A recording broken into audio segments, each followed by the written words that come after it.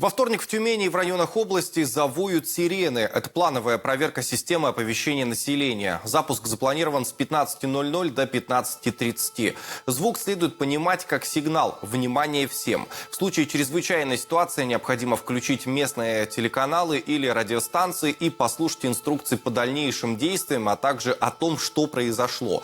В МЧС предупреждают, сейчас переживать не стоит.